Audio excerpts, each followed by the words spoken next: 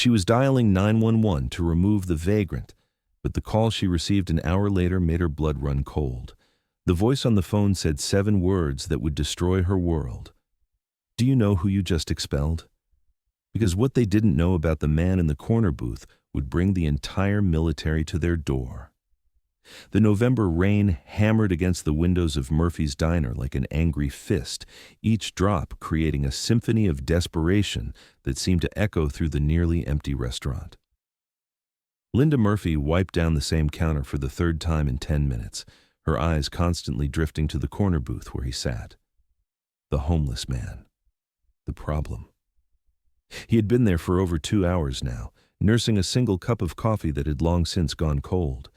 His weathered hands wrapped around the ceramic mug as if it were the only source of warmth in his world, and maybe it was.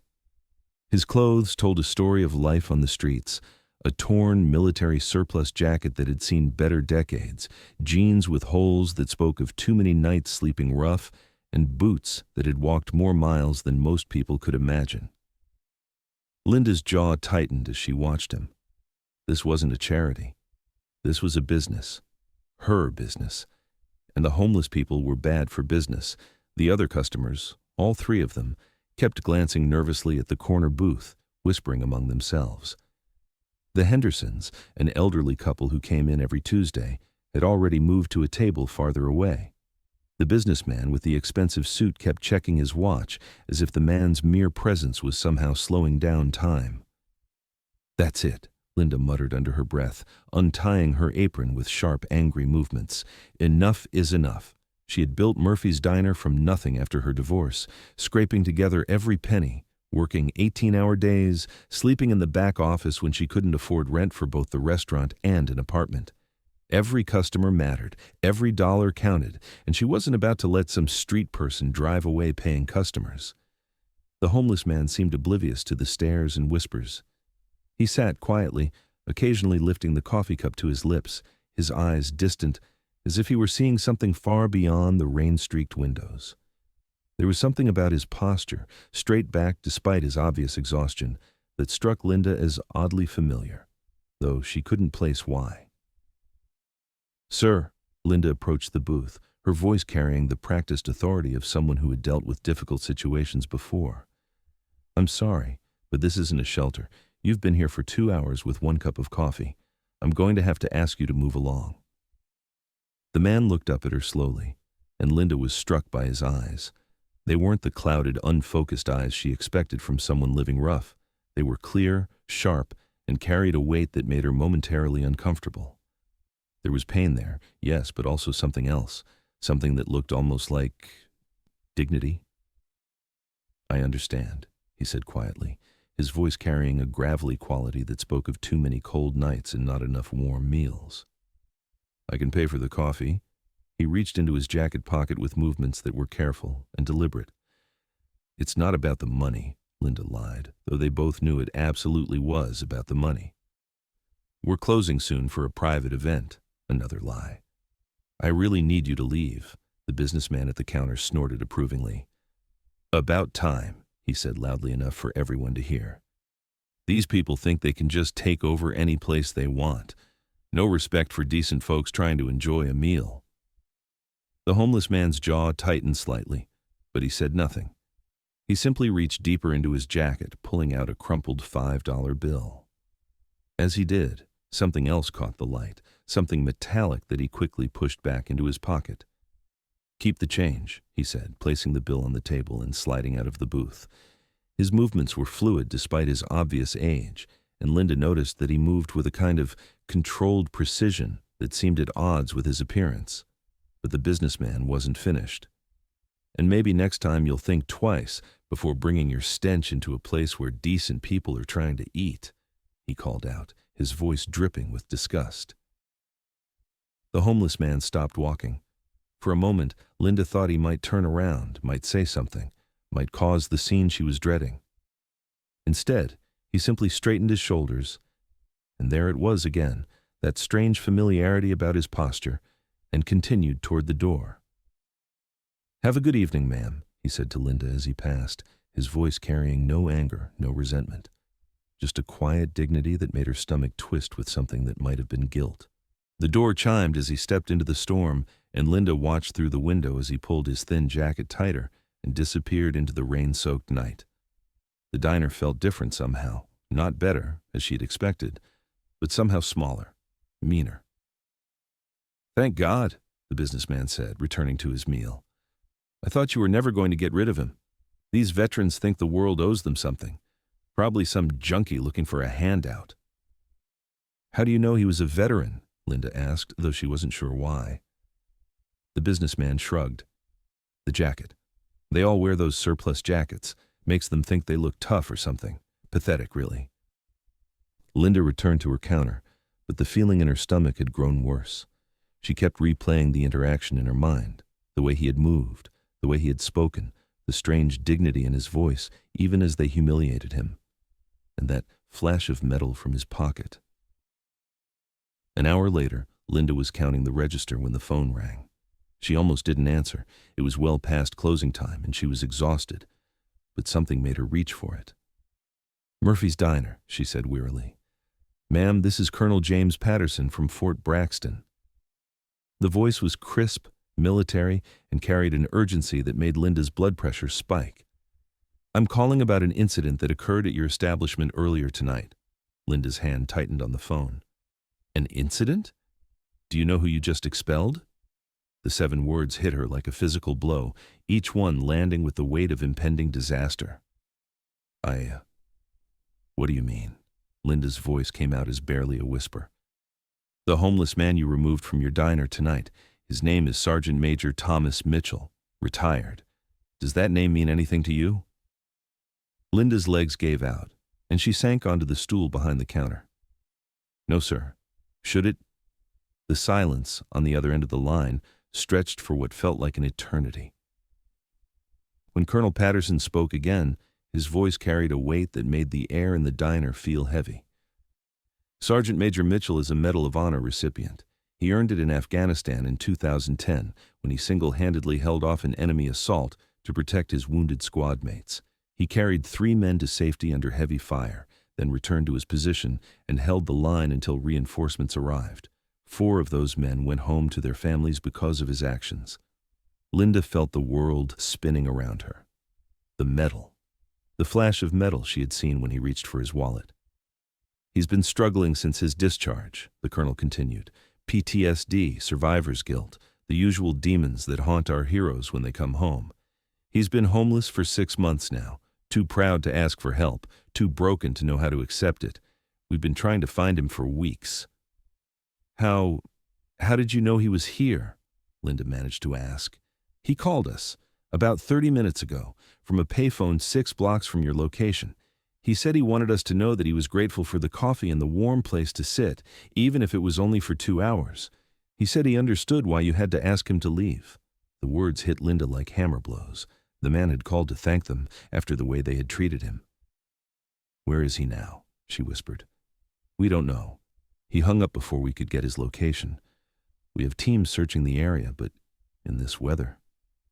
The colonel's voice trailed off, leaving the implications hanging in the air. Linda looked out at the storm, which had only gotten worse in the past hour. Rain mixed with sleet, driven by winds that howled through the empty streets. Somewhere out there, a man who had given everything for his country was walking through that hell, carrying the weight of demons she couldn't imagine and the humiliation she had just added to his burden. "Colonel," she said, her voice cracking, "what can I do?" "Pray we find him," came the reply. "And maybe ask yourself why a man who earned our nation's highest honor was treated like trash in your establishment." The line went dead, leaving Linda staring at the phone in her trembling hand. The diner that had felt too small before now felt enormous, echoing with the ghost of quiet dignity and the weight of her terrible mistake. 20 minutes later, the first military vehicle arrived. Linda watched from the window as 3 Humvees pulled into her parking lot, their headlights cutting through the storm like searchlights. Soldiers emerged, their movements crisp and purposeful despite the weather. Behind them came 2 more vehicles, official-looking sedans that disgorged men and women in dress uniforms, their chests heavy with ribbons and medals.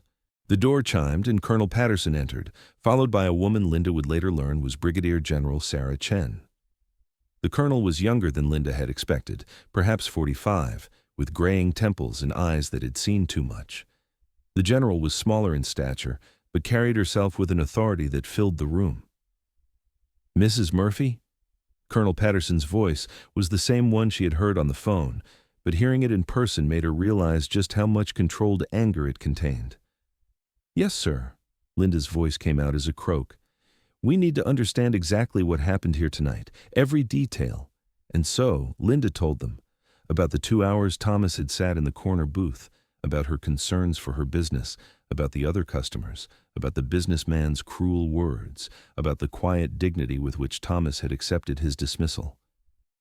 With each detail, she watched the faces of the soldiers grow harder. The general's jaw was clenched so tight that Linda could see the muscles working. Several of the younger soldiers exchanged glances that spoke volumes about what they thought of the situation. "And you had no idea who he was?" the general asked when Linda finished her account. "No, ma'am, if I had known, what difference would it have made?" The question came from a young lieutenant standing near the door, and it carried a challenge that made everyone in the room uncomfortable. "Lieutenant," the colonel warned. "No, sir, with respect, it's a valid question." The young man stepped forward, and Linda could see the barely controlled emotion in his face. Would it have mattered if he was just another homeless veteran without a Medal of Honor? Would he have deserved to be treated with basic human dignity then? The silence that followed was deafening, because they all knew the answer, and it made the room feel smaller and meaner, just as the diner had after Thomas left. "We've found him," came a voice from the door. Another soldier, this one soaked from the storm, stepped inside. "Hypothermic, but alive. He's at St. Mary's Hospital now." The collective exhale from everyone in the room was audible. "How bad?" the general asked. "Stable. The doctors say another hour in that weather." The soldier didn't finish the sentence. As the military personnel prepared to leave, General Chen turned back to Linda. "Mrs. Murphy, you should know that Sergeant Major Mitchell specifically asked us not to take any action against your establishment. He said you were just running a business and that he understood." The words were somehow worse than any punishment could have been. Linda sank onto the stool behind the counter, feeling the weight of her actions settling on her shoulders like a lead blanket. "But I want you to understand something," the general continued. "That man has given more for this country than most people could ever imagine. He's earned the right to sit in any diner, any restaurant, any establishment in America and be treated with respect. Not because of his Medal of Honor, but because he's a human being who served his nation with honor." After they left, Linda sat alone in her diner, staring at the corner booth where Thomas had sat. The $5 bill still lay on the table. She hadn't had the heart to touch it. Tomorrow, she would close the diner and drive to St. Mary's Hospital. She would apologize, though she knew it would never be enough. She would offer Thomas a job, a place to stay, anything she could think of to begin making amends for what she had done. But tonight, she sat in her empty diner and learned the hardest lesson of her life.